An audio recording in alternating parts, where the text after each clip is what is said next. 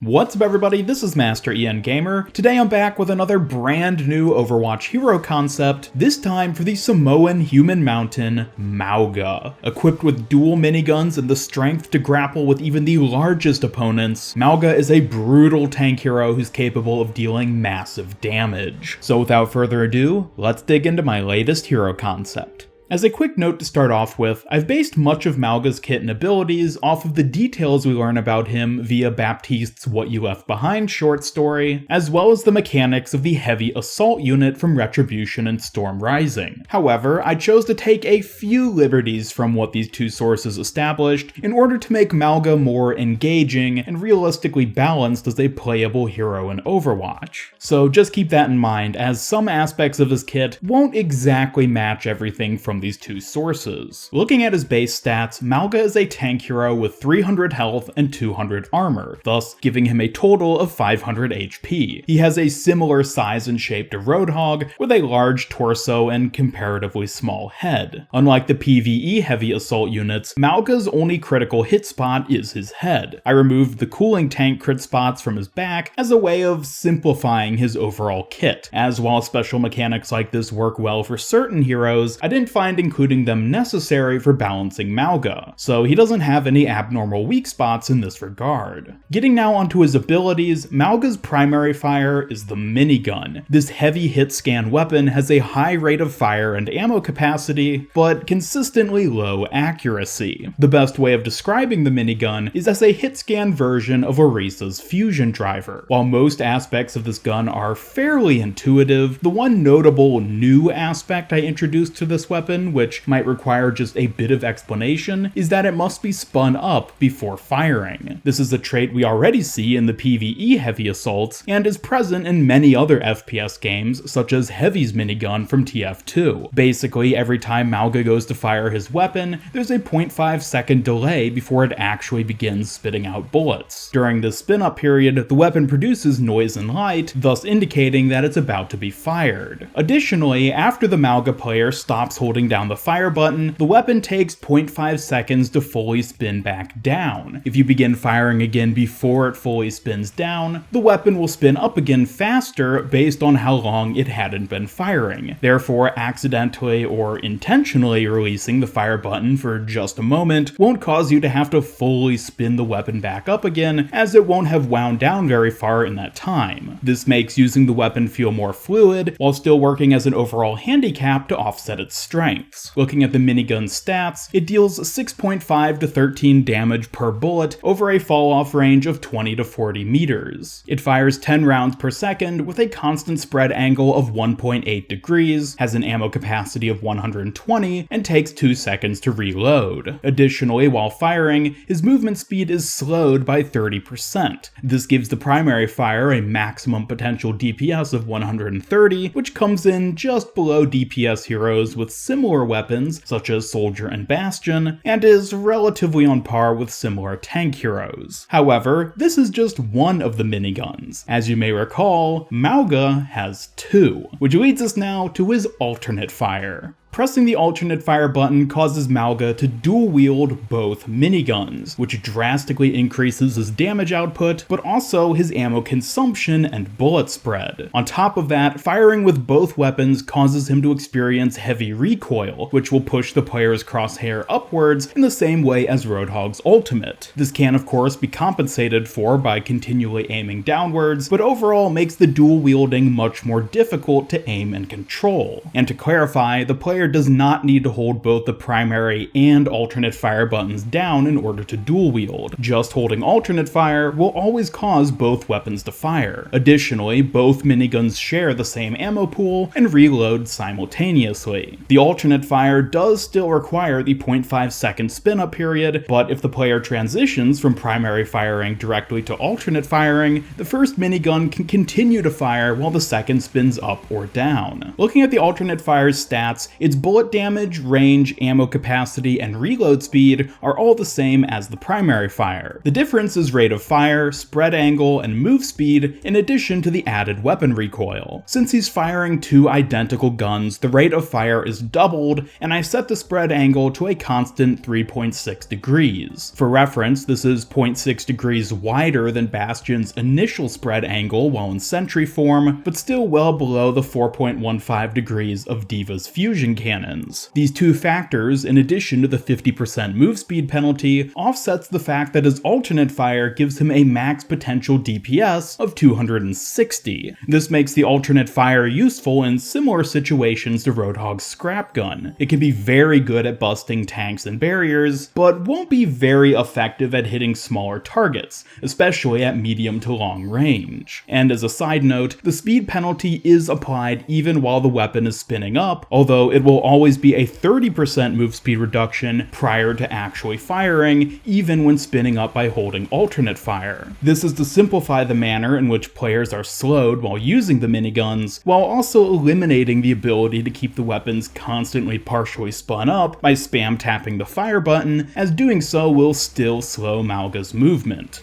Moving now to Mauga's first activated ability, he has Chokeslam. Mauga rushes forward and grapples the first enemy he comes in contact with. This is a lot like Reinhardt's charge, as it gives him a bit of mobility, but also has some very powerful combat potential. When activated, Mauga quickly moves forward up to a distance of 10 meters. If he collides with an enemy, he immediately stops, regardless of distance traveled, and engages in a choke. The overall process of this is somewhat like getting hooked by Roadhog or pinned by Rein, but can be broken down into a couple distinct sequences. The timing and effect of each of these sequences is important, so I'll walk through them slowly. First is the collision. As soon as Mauga hits the enemy, both enter the choke animation. Mauga grabs his opponent by the neck and lifts them up before slamming them back down onto the ground. This entire sequence lasts for 0.7 seconds, during which neither participant is capable of moving, shooting, or using other abilities. This first sequence culminates with the enemy hitting the ground, which immediately deals 80 damage to them. At this point, Mauga is now freed from the Chokeslam animation and can move, shoot, or otherwise do as he pleases. The enemy, however, after taking the 80 damage, is now stunned for an additional 0.5 seconds as they pick themselves up off the ground. This means that over the course of getting hit with Chokeslam, the enemy will take 80 damage and be stunned for a total of 1.2 seconds, unless, of course, others intervene.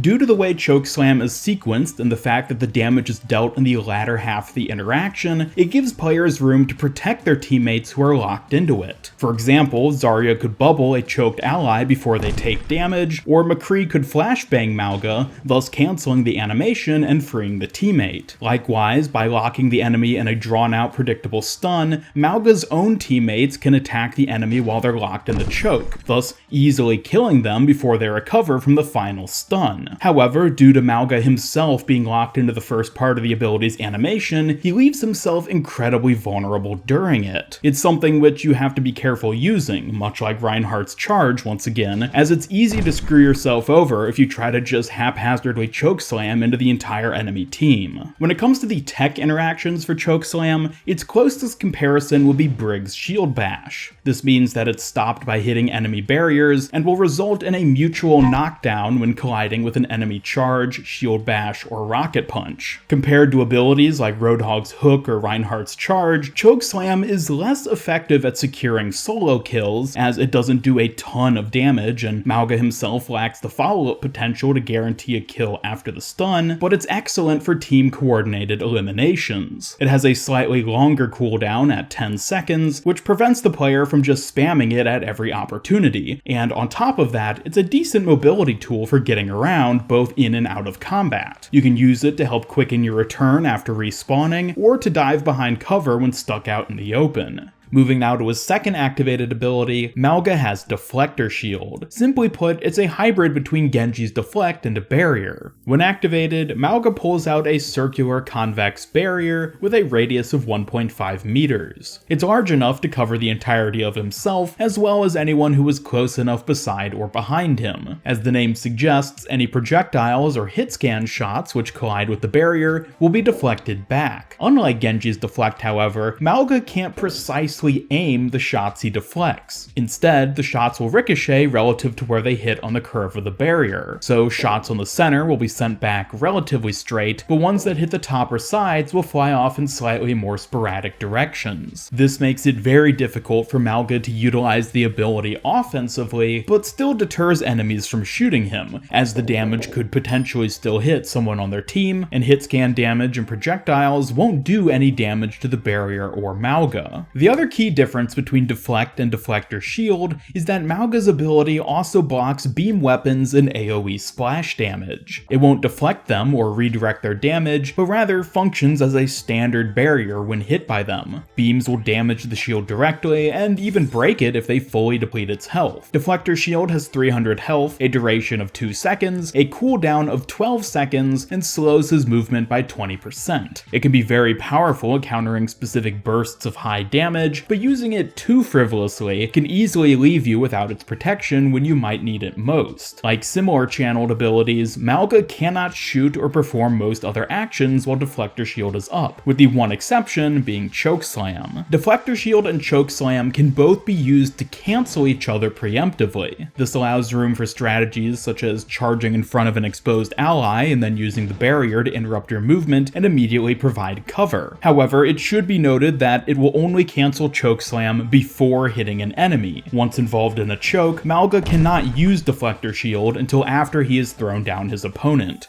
This brings us now to Mauga's ultimate ability, Focus Fire. Mauga channels all his raw strength to steady his miniguns and fire them with incredible precision for a short period of time. The actual mechanics of Focus Fire are pretty simple and can be thought of as pretty much just a weapon buff in the same way as Soldier 76's tactical visor. Upon activation, Mauga lets out a beastly roar that instantly reloads his miniguns. He then can move, shoot, and use his abilities as normal.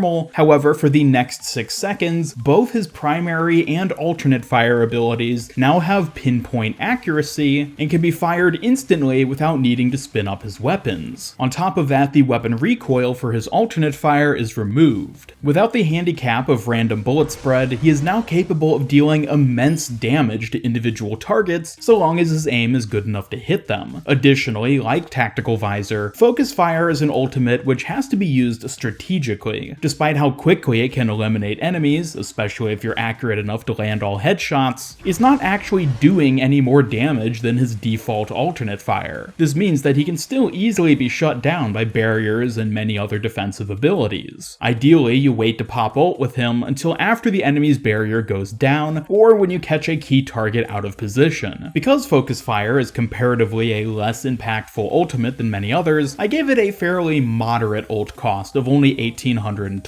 This should allow him to use it more frequently and overall pose as a more intimidating threat. It does, after all, still require the player to have good aim in order to land all his pinpoint shots, so there is certainly a degree of skill required in order to get the best value out of this ultimate. So in closing, I designed Mauga to mostly serve as an off-tank who will appeal heavily to DPS players due to his hit scan guns and overall weapon-focused kit, but he's still definitely most effective as a tank hero, and achieves this by posing a threat to nearby enemies with both his Chokeslam and high damage, low accuracy miniguns, but then also has a bit of defensive potential when it comes to his Deflector Shield. And before I wrap up, I've gotten a lot of comments on my past concept videos asking if I could add in certain things like cosmetics and achievements for the heroes I design, and while I'm not nearly a good enough artist to do much more than photoshopped sprays, I did whip up 2 achievements for Mauga based on his kit. The first is Bullet Hell. Kill 4 enemies during a single single use of focus fire without letting go of the fire button. And the second is stop hitting yourself. Kill 2 enemies with deflected damage during a single use of Deflector Shield. Now, on one final general note, if you didn't know, Mauga is actually only the latest of many Overwatch hero concepts I've done on my channel. Previous concepts of mine include Sanjay, Overlord, Echo, and the Junker Queen, in addition to some original characters I've conceived based on the Overwatch universe. I'll have the full playlist of concept videos linked in both the description as well as the cards on screen, so if you liked this video or are just interested in some of these other characters, then be sure to check them out. And with that, thank you all for watching. It takes me a long time to put together these hero concept videos, so I'd love if you hit that like button and share it with your friends, as both of those do a lot to help out my channel and also let more people see these videos. Feel free to leave any questions you have about my Mauga concept down in the comments below, as I'm always happy to answer any questions you have regarding my design process and kits. If you want to keep up to date with all my future hero concepts and other Overwatch content, then be sure to subscribe, hit the bell, and follow me on Twitter. But otherwise, this is Master Ian Gamer signing off, and until next time, have a great day.